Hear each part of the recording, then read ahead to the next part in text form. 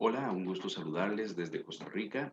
Soy el doctor Mauricio Campos, médico especialista en psiquiatría y bueno, de mi parte ha sido un gran honor pues ser invitado a participar en esta convención virtual, ¿verdad? De la complejidad y diversidad de la psiquiatría en el siglo XXI, pues con lo que yo considero un importante tema que es sobre la prevención del suicidio, de dónde venimos y hacia dónde vamos. Me parece que cuando hablamos de psiquiatría en la actualidad y teniendo una visión hacia el futuro, es menester precisamente hablar sobre el futuro de la prevención del suicidio, y para hablar de su futuro tenemos que entender también de dónde venimos con respecto a las circunstancias de prevención. Entonces, muchísimas gracias de nuevo por la invitación y esperemos que esta pequeña charla, esta pequeña disertación, pues sea de apoyo tanto para su vida profesional como para su vida personal. Déjenme por favor compartir la pantalla. Muy bien. Y como les comentaba, el tema que vamos a tocar es prevención del suicidio, de dónde venimos y hacia dónde vamos.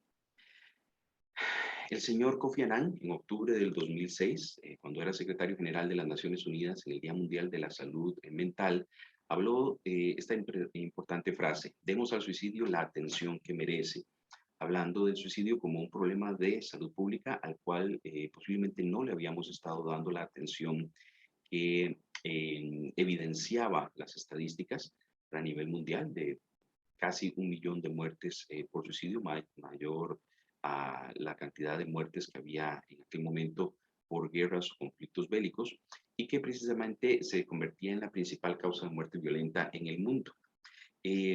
Cuando hablamos del pasado del suicidio, ¿okay? Siempre es importante tener en cuenta la historia. Hablamos, por ejemplo, de Tarquino el Soberbio en el siglo VI antes de Cristo, donde ordenaba crucificar los cadáveres de los suicidas para paliar la pandemia de suicidios que se había dado en aquel momento. Por ejemplo, también Plutarco hablaba del contagio de los jóvenes de Mileto, que terminó con la exposición de cadáveres desnudos, imagínense, de personas que se habían suicidado. Y también cuando hablamos de la historia podemos tener varios relatos muy interesantes sobre antiguas sanciones del suicidio que se daban en la antigua Roma. Por ejemplo, donde cuando una persona se suicidaba y tenía bienes, estos bienes le eran quitados a los familiares para dárselos al Estado como castigo precisamente a la situación del suicidio digamos, de un sujeto. Ahora, entonces, ¿cuál es el pasado del suicidio? El pasado del suicidio es miedo, es castigo, es punitivo, o sea, en el sentido de que tenemos que tener claro que cuando trabajamos en la prevención del suicidio y todavía cuando hablamos de muchos temas de salud mental, muchísimas personas tienen temor a pedir ayuda por todo lo que conlleva la circunstancia alrededor de la enfermedad mental, y que todavía no terminamos de entender por qué una persona se suicida. Por ejemplo, voy a dar algunos ejemplos de lo que estamos o hemos vivido acá en Costa Rica hasta hace poco. En nuestras leyes estaba puesto que un paciente que había intentado suicidarse era castigado siendo llevado al hospital psiquiátrico de aquí, de la localidad, y ese era el castigo que se le imponía al paciente. No era una medida precisamente curativa del paciente, y eso todavía influye en que muchas personas tengan el temor de que cuando hacen un intento de suicidio, cuando digan si tienen intención de hacerse daño o deseos de morirse, puedan ser llevados a un hospital de una forma más bien punitiva y no de forma curativa. Eso influye en nuestro país en que muchas personas no pidan ayuda a tiempo. Ahora, cuando vamos avanzando en la historia del suicidio, ahora tenemos el efecto Werther, sabemos que el señor David Phillips en la década de los 70 denominó como este efecto imitativo de cuando había un suicidio importante, o de una persona famosa, o cuando había una persona que producía influencia en los demás y se suicidaba. Entonces, esto estadísticamente influía en un aumento de suicidios en varias personas sensibles, y fue denominado lo que llamamos el efecto Werther. Este fue una obra de Goethe, ¿verdad? Las penas del joven Werther en 1774, que fue un éxito arrollador precisamente y un fenómeno mundial, donde lastimosamente se romantizó la idea del suicidio y parece haber influenciado e inspirado numerosos suicidios hasta 1835. Entonces tenemos esta idea de que cuando verdaderamente tocamos de forma inadecuada el tema del suicidio, puede influenciar a personas sensibles a que se suiciden. Ahora, entonces tenemos una pregunta muy importante. ¿Qué es más riesgoso? ¿La imitación o la desinformación acerca del tema? Porque también hemos caído en que los medios de comunicación, por lo menos en mi país, me imagino que en muchísimos países del mundo y América Latina también, están afectados de que no podemos tocar el tema del suicidio porque podemos influir en que otras personas se suiciden. Pero ¿cómo trabajamos un tema de salud pública tan importante y tan fuerte y tan necesario si no podemos hablar de él? Entonces nuestra pregunta es, ¿no habrán muerto más personas por no hablar del suicidio que por hablar del suicidio? Entonces, ¿qué es más riesgoso, hablar o no hablar de él? Entonces, nos encontramos en una encrucijada donde en muchas ocasiones los profesionales en salud mental estamos contra la espada y la pared porque los medios de comunicación no quieren hablar del tema, aunque se esté dando y produciéndose circunstancias que son necesarias abordar desde la parte de salud pública. El señor Emil Durkheim, desde su libro El suicidio en 1897, ya nos decía que no son los individuos los que se suicidan, sino que es la sociedad la que se mata a través de sus miedos. Es muy interesante porque desde esta visión uno podría decir que le podemos tomar el pulso a la sociedad a través de cuántos suicidios se dan en nuestro entorno y que no precisamente relacionado al suicidio están las pandemias o las guerras, sino que precisamente se da después de una desestructuración de lo que sostenía a las personas y que deja de sostenerlas posteriormente. En este ámbito es muy importante entender que, por ejemplo, ahora hablamos de la conducta suicida y tratamos de entenderla porque es sumamente variada y sumamente compleja. Porque podemos hablar desde el suicidio por enfermedad, donde cada vez estamos científicamente comprobado en la relación de la depresión y otros trastornos mentales con el suicidio, pero donde hay suicidios que también se nos salen de la norma, se nos salen y, por ejemplo, este año 2021, donde conmemoramos pues, la triste escena que vemos ahí en la imagen, ¿verdad? De la caída de las Torres Gemelas, que también fue originada por un suicidio, ¿verdad? Un suicidio, por así decirlo, ampliado, donde personas tomaron la decisión de tomar estos aviones, estrellarlos contra las Torres Gemelas, suicidándose, pero al mismo tiempo matando una gran cantidad de personas. Entonces, lo que tenemos que entender es que el suicidio tiene muchos aspectos sociales, emocionales, psicológicos, biológicos, y donde las diferentes propuestas desde la filosofía, desde la medicina, desde la psiquiatría, desde la psicología, desde el trabajo social, desde diversos aspectos, es importante tomarlas en cuenta porque estamos ante un fenómeno tan complejo y multicausal que posiblemente no lleguemos a prevenirlo sin poder entender las variables que hay alrededor de todo este fenómeno.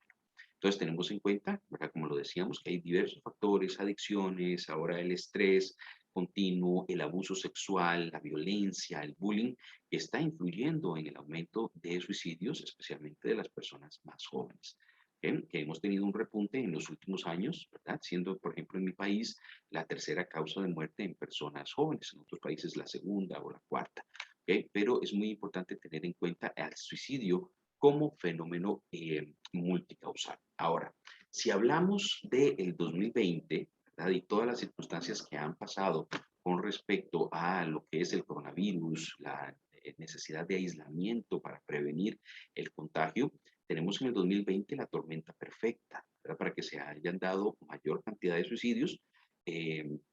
O que se produzcan posteriormente. Varios autores hablaron sobre su preocupación acerca de las posibles consecuencias del confinamiento y de otros aspectos como el aislamiento, la desvinculación, la pérdida de oportunidades educacionales, la incertidumbre constante a la cual todos fuimos sometidos en estos 2 años, además de las dificultades económicas posteriores a la circunstancia o dentro de la circunstancia de la pandemia, el estrés sostenido, la desesperanza de haber perdido personas cercanas, por la muerte por COVID, ¿verdad? O de la posibilidad de enfermarnos gravemente o de que algunos de nuestros familiares más queridos también mueran por COVID. ¿Ok? Entonces, toda esta situación de impotencia, ¿verdad? Nos podría desembocar en un aumento en los suicidios. Pero ¿cuál es la realidad que hemos visto? La realidad por el momento, y este estudio muy interesante publicado en The Lancet, ¿verdad? Ha recogido estudios en 21 países desarrollados sobre la cantidad de suicidios que se han dado en esta etapa del 2020 en comparación con otros años, y se ve que no se ha registrado un incremento en las tasas de suicidio, por lo menos durante los primeros meses de pandemia. Más bien, en muchas ocasiones se ha visualizado que por lo menos en 12 países de este estudio se había presentado una disminución importante. Entonces, ¿qué puede pasar cuando más bien se disminuyen los suicidios en una situación tan fuerte como lo que es la pandemia?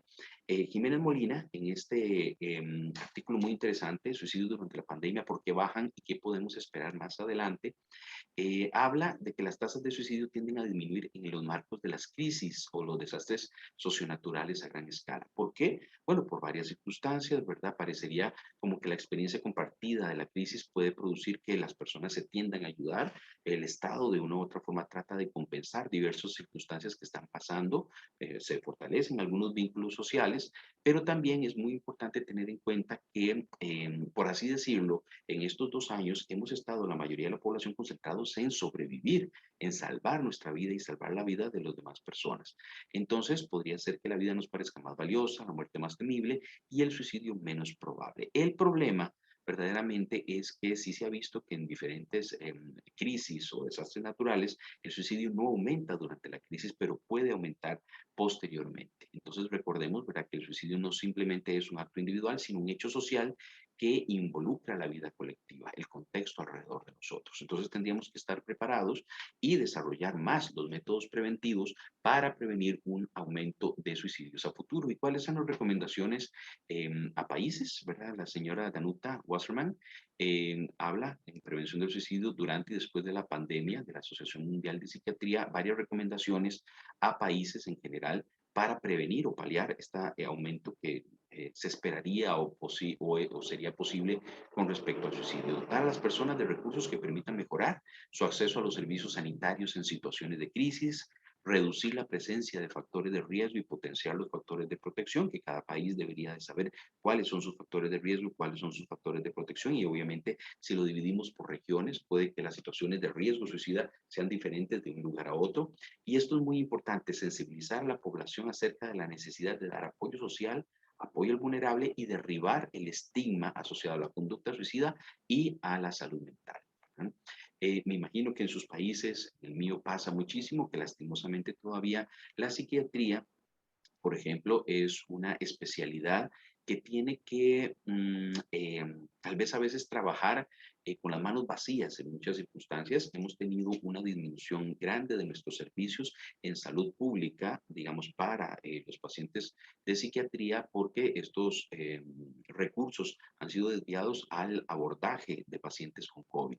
Y en este sentido, hemos visto, por ejemplo, yo en mi caso trabajé muchos años en la consulta de la Caja del Costarricense del Seguro Social, ahora trabajo en la consulta privada, pero en general los psiquiatras hemos sentido una disminución del apoyo, por así decirlo, de las eh, aspectos públicos para la atención de pacientes que en verdad requieren, por ejemplo, en algún momento un internamiento o una atención pronta. Si ya las situaciones de este tipo eran comunes y difíciles, ahora posterior a la pandemia han sido todavía peores. Ahora, ¿cuál es la realidad del suicidio en Costa Rica? Y me interesaría comentárselos para que ustedes conozcan un poquito acerca de la realidad de nuestro país. En ese sentido, tenemos un país pequeño, ¿verdad?, con 5 millones de habitantes, y la realidad sobre el suicidio en nuestro país es que a partir del año 2003 pasamos la barrera de los 300 suicidios por año, llegando en el 2006 a una de las mayores cantidades, 380 suicidios. Aquí tienen ustedes cómo ha ido evolucionando la cantidad de suicidios, por lo menos notificados. Tenemos una buena notificación de la cantidad de suicidios, aunque sabemos que posiblemente sean más los suicidios que se dan, igual que en todos los países, que no hay un sistema de detección totalmente eh, fidedigno, pero que sí posiblemente nos acerquemos no solamente a la cantidad de suicidios, sino que ahora tenemos una boleta que nos ayuda a que a nivel de todo el país se verifique cuántos intentos de suicidios también tenemos. Pero cuando hablamos sobre suicidios en específico, ¿verdad? Tenemos una gran cantidad de suicidios que se han ido en aumento. Por ejemplo, en el 2018, la mayor cantidad de suicidios que hemos tenido, que son 390, y en el 2020 tenemos, según el Instituto Nacional de Estadísticas y Censos, 356 suicidios. Nuestras estadísticas podría decirse que ubican al país en una tasa moderada de 7 a 8 suicidios por 100.000 habitantes, donde, al igual que otros países, tenemos más muertes, ¿verdad? En hombres que en mujeres, con un rango, digamos, el rango de edad con más suicidios entre los 20 y los 30 años, ¿ok? Hay provincias de nuestro país, ¿verdad? Con mayor cantidad de tasa de suicidios y eso nos hace, pues, tener la posibilidad como de cuando se desarrollan proyectos preventivos, en concentrarnos en varios lugares en específico para tratar de prevenir estos aspectos. Ahora, ¿cuál es la prevención del suicidio? Digamos, ¿qué es lo que a nivel de prevención funciona según la evidencia a nivel mundial? Esta revisión que hacen John Mann y varios en la revisión de más de 20.000 artículos publicados entre septiembre del 2005 y diciembre del 2019, nos habla de que la formación de los médicos de atención primaria es fundamental en el reconocimiento precisamente y tratamiento de la depresión y de las enfermedades mentales. Es fundamental. ¿Okay? Entonces, debemos seguir trabajando en que los médicos generales y los médicos en general sepan atender al paciente con depresión, porque la cantidad de psiquiatras, pues, la mayoría de los países es deficiente en el sentido de que no vamos a poder atender a toda la población con depresión o con otros trastornos, por ejemplo, ansiedad y otros. Educar a los jóvenes sobre la depresión y el comportamiento suicida con la intención de que puedan buscar ayuda a tiempo y que tener servicios amigables que puedan captarlos y atenderlos. Y el acercamiento activo a los pacientes psiquiátricos después de una alta, una crisis. Se ha visto, por ejemplo, que el personal de enfermería, el personal de psicología posterior y obviamente el médico, ¿verdad? También que pueda estar en contacto con el paciente una vez que ya no está hospitalizado, que se egresa, es fundamental para la prevención del suicidio y podemos bajar una gran cantidad de intentos de suicidio posteriores que se dan a el internamiento de un paciente y que hemos visto que durante ese primer año posterior a un internamiento hay más cantidad de riesgo de suicidio a futuro. Ahora, ¿qué funciona? También en otros aspectos, los metaanálisis encuentran que los antidepresivos previenen los intentos de suicidio. Tenemos que seguir trabajando para que la población que requiere verdaderamente antidepresivos pueda accesarlos de forma fácil, de forma que económicamente que puedan conseguirlos. Eso sí, siempre bajo la orientación de un médico que pueda valorar cuánto tratamiento, por cuánto tiempo y que estos aspectos sean fundamentales para la prevención del suicidio en conjunto, obviamente, en la mayoría de las ocasiones, con un proceso de psicoterapia que trabaje el contexto que está viviendo el paciente. La ketamina y otras sustancias similares parece que reduce la ideación en horas. No se ha probado para la prevención de conductas suicidas, pero sería muy importante en lo que es ganar tiempo para la atención de un paciente que ya haya activado ese chip que le dice que se quiere morir, que se tiene que hacer daño y que verdaderamente este tipo de sustancias nos pueda bajar la ideación suicida mientras se puede aumentar la red de apoyo, hacer una hospitalización en observación o manejar el paciente ambulatoriamente hasta que el proceso terapéutico y la medicación también le vaya ayudando. Parece que la terapia cognitivo-conductual y la terapia dialéctica conductual están dándonos grandes avances en pacientes que antes pensábamos o que siempre hemos sentido que han sido de difícil manejo, como por ejemplo los trastornos de personalidad borderline y otros. Recordemos que cada vez entendemos más estos tipos de trastornos como secundarios a trastornos del estrés postraumático. Entonces ahora cada vez también tenemos otras terapias que están trabajando muy puntualmente en los aspectos de trauma y eso nos está beneficiando muchísimo. Y obviamente la restricción o de aspectos como armas de fuego previene el suicidio. Acá en Costa Rica tuvimos la posibilidad de que un puente que estaba siendo muy utilizado para intentos de suicidio y para suicidios, se le pudo poner una malla y verdaderamente se ha visto una disminución de suicidios, obviamente en ese lugar. Uno podría pensar, bueno, pero la persona que no se va a matar ahí se va a matar en el otro lugar. Sin embargo, lugares de acceso relativamente fácil y que ya han sido famosos, ¿verdad? lastimosamente, por la cantidad de intentos de suicidio o suicidios consumados, al regular o restringir estos lugares, sí podemos evidenciar una disminución en la cantidad de suicidios evidente. ¿Okay? Ahora, ¿qué no ha demostrado ser funcional? Porque siempre es importante tenerlo en cuenta y valorar cuáles aspectos parecerían que no tenemos que seguir gastando energía en aspectos de este tipo porque no están funcionando. Nos ha demostrado que la detección activa de ideas o conductas suicidas sea mejor que la simple detección de la depresión. ¿Okay? Entonces tenemos que seguir detectando depresión. La educación de los guardianes, que hay algunos proyectos que trabajan en este tipo sobre el comportamiento suicida de los jóvenes, parecería carecer de eficacia. No significa que no pueda ser funcional en otros ámbitos, pero de una otra forma para prevención de suicidio no ha evidenciado una disminución del riesgo. Y detección electrónica de registros de salud impulsada por algoritmos, detección basada en Internet y monitoreo de teléfonos inteligentes, no ha demostrado todavía, por así decirlo, no han sido muy estudiados, pero podrían ser validados a futuro, ¿verdad? Como que muchos pacientes en algunos momentos me han comentado que en medio de la crisis ingresan a Internet a buscar métodos y lo que les sale es mucho aspecto a nivel preventivo. Llama aquí, atiéndete aquí, puedes buscar ayuda, no estás solo. Entonces, eso podría ser muy funcional a futuro, especialmente ahora que sabemos que las redes sociales son de gran auge, ¿verdad? Especialmente con todas las circunstancias de la pandemia. Ahora, para ir aterrizando, ¿cuál es el futuro de la prevención del suicidio? ¿Cómo lo visualizo yo? Creo que va a ser fundamental el diálogo entre disciplinas, porque en este sentido yo siento que una frase que me llamó mucho la atención hace muchos años que decía que la verdad es un espejo roto en mil pedazos y que cada uno de nosotros tiene un pedacito. Pues sí, en muchas circunstancias las diferentes disciplinas que ya mencionamos al inicio pueden tener una respuesta hacia la prevención del suicidio y por eso va a ser muy importante el diálogo entre nosotros y el trabajo en equipo. El desarrollo de equipos efectivos de atención, de abordaje del riesgo suicidio es fundamental y es algo en lo que nos estamos centrando en Costa Rica y tenemos mucha motivación para seguir formando médicos, psicólogos, trabajadores sociales, enfermeros para el trabajo conjunto, porque sabemos que el paciente con riesgo suicida es, por así decirlo, como un carbón ardiendo donde no una sola persona puede tenerlo en sus manos, sino que necesitamos manejarlo entre varios para que pueda ser abordable efectivamente. Los aspectos neurobiológicos del suicidio, o sea, están haciendo cada vez más estudios, lo estamos entendiendo más el trauma y eso nos abre también las posibilidades a nuevos tratamientos farmacológicos más efectivos, más específicos, lo que llamaríamos la psiquiatría de precisión y nuevos abordajes y técnicas psicoterapéuticas que parecería que están avanzando mucho en la atención del paciente con riesgo suicida. Para esto, nada más algunos ejemplos que quiero tocar, ¿verdad? Es, por ejemplo, los estudios que se están haciendo y cada vez prueban la experiencia, por ejemplo, del uso de esquetamina nasal, que ha comprobado en varios estudios la disminución de la depresión muy rápido en lo que son las escalas y también de la ideación suicida a pocas horas después de su administración, aunque sigue siendo un medicamento que por ahora es tal vez no accesible a la mayor parte de la población.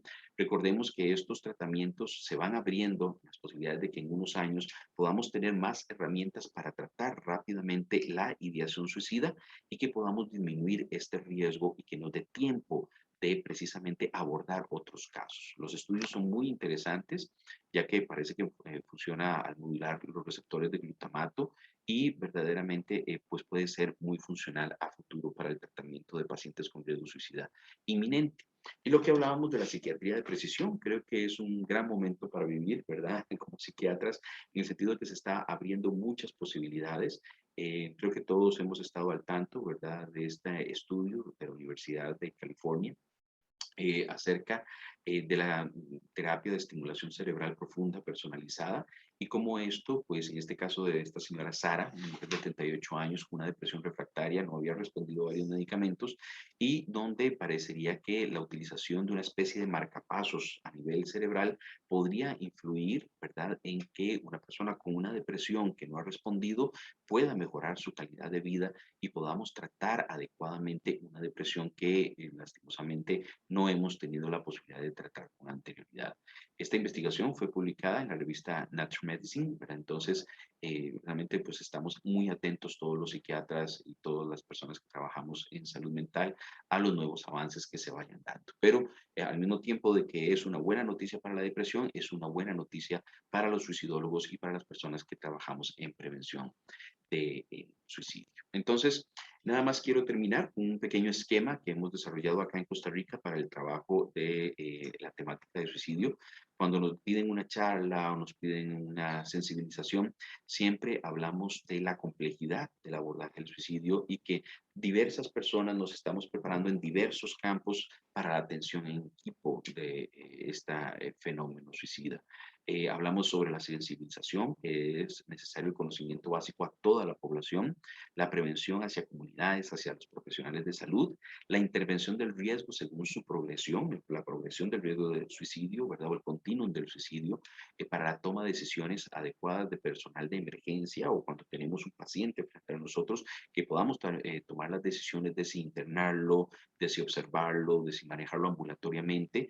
Y obviamente el abordaje del paciente suicida desde la lógica psíquica de este paciente, desde sus necesidades, de si es requerible atención farmacológica, médica, en conjunto con la psicoterapia y qué tipo de psicoterapia. En este sentido, hablaríamos también del abordaje de precisión en el paciente con riesgo suicida según sus características y obviamente sin dejar de lado la posvención en pacientes sobrevivientes de suicidio y con intentos de autoeliminación, que aquí es muy importante trabajar con los familiares, las comunidades y los demás profesionales para la atención de los sobrevivientes de suicidio y de intentos de autoeliminación. Quiero terminar con esta imagen casi. Para los que pudieron ver esta serie, es muy interesante, 13 razones por qué. Sabemos que es una serie a la cual se le pueden sacar pros, contras, hay mucha gente que también la ha criticado y me parece que es importante analizarla y criticar de forma constructiva, pero esta chica se llama Sky, sale en la serie de estas 13 razones por qué, para los que no lo hayan visto, es la historia de una chica que se suicida y cómo esto afecta a diferentes sobrevivientes alrededor. Y me llama mucho la atención porque esta chica trabaja en una cafetería y el protagonista llega y le pregunta, pero mira, vos te estás cortando, vos te estás rayando los brazos, lo que quieres es matarte, como la protagonista, como Hannah Baker. Y esta chica le dice una frase que es sumamente importante y creo que nos abre los ojos hacia lo que está pasando. Esta chica le dice, no, vos no entiendes. Lo que yo quiero no es matarme, sino que estas rayas me las hago precisamente para no matar. Entonces, lo que tenemos que entender en muchos sentidos, y me parece que es el verdadero avance en prevención del suicidio, es que estemos tratando de comprender el mensaje que hay detrás de la conducta suicida, el sufrimiento que hay detrás de todas estas personas, porque no hacen esto precisamente, como decimos en nuestro país, para llamar la atención, sino que verdaderamente el problema es llegar a este nivel de desesperación, de apostar su vida para poder captar la atención de los demás, de los médicos, de los profesores, de los pacientes, de los demás personas alrededor sobre el dolor que llevan dentro. Entonces, esto es sumamente importante y tenemos que seguir avanzando a través de una escucha activa. Creo que lo que hemos estado tratando de hacer aquí a nivel de Costa Rica es tratar de motivar una escucha activa en el profesional acerca de este mensaje. Esta sensibilización creemos que es el verdadero avance que se ha tenido en el sentido de poder captar lo que está pasando en la mente, en el corazón de estas personas y poder motivar a que haya una acción, o sea, pedir una ayuda a tiempo. Y el trabajo con adolescentes, con niños, es fundamental por el repunte importante que hemos tenido en las estadísticas de suicidios en personas jóvenes y donde tenemos que motivar a que estos chicos puedan pedir ayuda a tiempo en lugares donde esa atención se pueda dar. Entonces, pues mi último mensaje, quisiera decirles y tomar esta frase del señor Jiménez Molina, también en este artículo que propuso sobre suicidios durante la pandemia como conclusión. Si no actuamos, seguiremos llegando tarde ante la dolorosa experiencia de individuos que solo encuentran en un acto extremo la posibilidad de detener un sufrimiento que carece de soportes sociales o de un lugar para la palabra. No estamos entendiendo verdaderamente lo que pasa en estas personas y lastimosamente en muchas ocasiones se condena a estas personas a vivir esto todavía en soledad. Entonces, cuando verdaderamente podamos entender lo que viven y utilizar nuestros conocimientos para poder ayudarles, verdaderamente pues la palabra va a ser lo que en muchas circunstancias rescate a esas personas. Por último, esta imagen la hemos promovido también mucho acá en las charlas, en las actividades que se dan de capacitación y sensibilización en Costa Rica. Implica que no hay futuro sin salud mental. No lo veo así y verdaderamente esta pieza que involucra la salud mental en Costa Rica es lo que nos ha hecho falta. Por ejemplo, si lo hablamos desde el punto de vista de la medicina. Creo que hemos hecho a un lado la salud mental, no solamente en medicina, sino en nuestra propia vida y necesitamos conseguir esa parte del rompecabezas, involucrarla y así verdaderamente es donde vamos a tener un futuro, precisamente donde tengamos una salud integral. De mi parte y de la parte de la Asociación Costarricense de Estudio y Prevención del Suicidio, darles de nuevo las gracias por poder participar en esta actividad, esta importante actividad, y los invito pues a seguir caminando con esperanza hacia el futuro. Muchísimas gracias.